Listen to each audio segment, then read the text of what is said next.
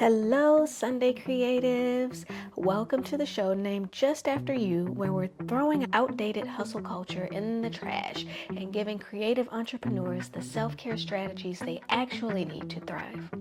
I'm Clyde Jean, creative wellness strategist, your fellow creative entrepreneur, and your go to for making sure your business doesn't burn you out before you get to even enjoy your success. I'm talking real deal self-care, the kind where we're all about balancing those big, bold, creative dreams with the energy and well-being to sustain them. Because the real flex is a thriving business and a thriving you.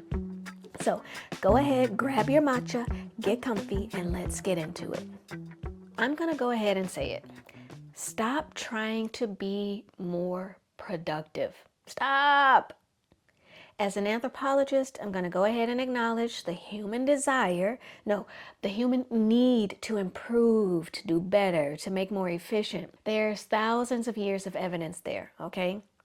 But in the same vein as a person also trained in mindfulness, where we as humans need a little help is with recognizing that we are enough. We have enough.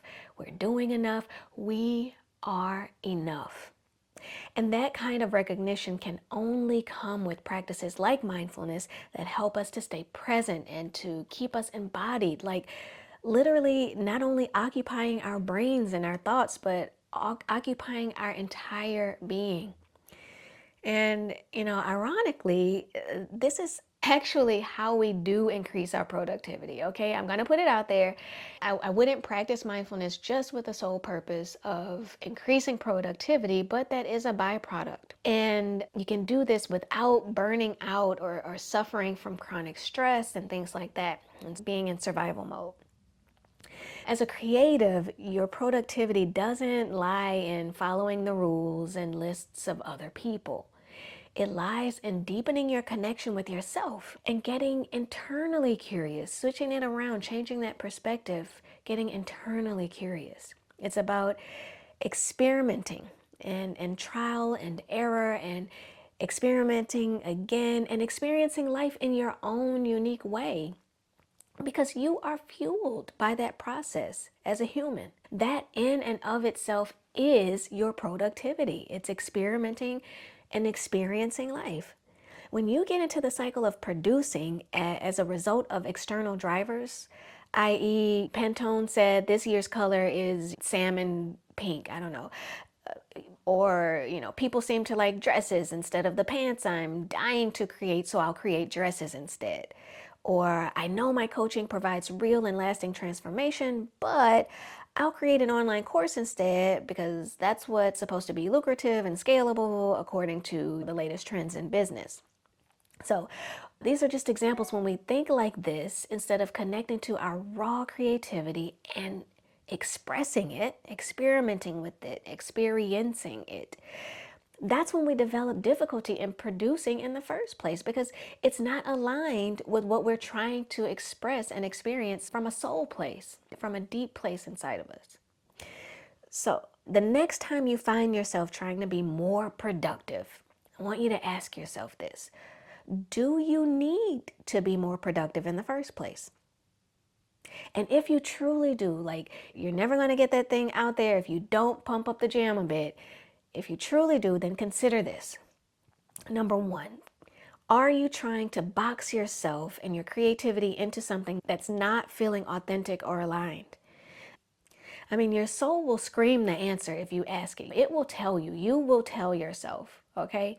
And once you get that answer, get your booty back on track with your authentic self-expression, okay? Another thing I would ask, if you got to be productive, if you really got to get there, ask yourself this.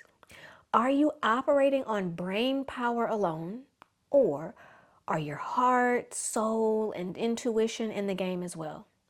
See, some neurologists now consider the mind to be, okay, the easiest way to explain this is every part of us. They consider the mind to be any part of us that interacts with our environment and produces a reaction to it. The mind is this, it's not the brain, it's all of those parts of us. It's a broader neurological concept that's coming out these days about what the mind actually is.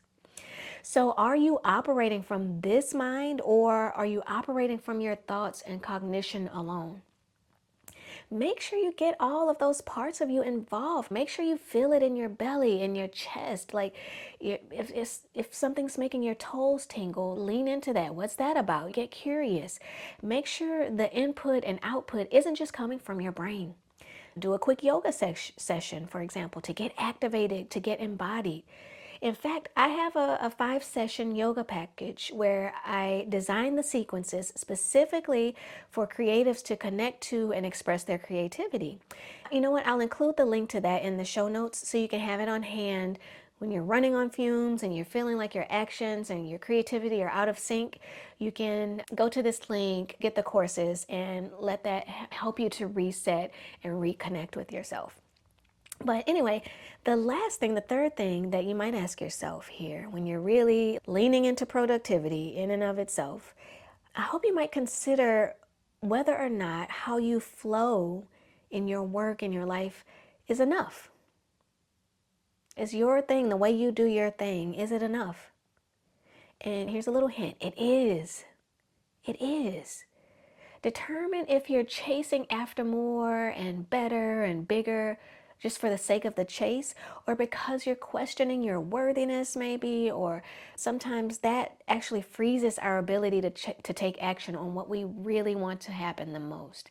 So ask yourself the questions, get curious, know that there's no right answer, but do also trust in whatever answer bubbles up from like the depths of you.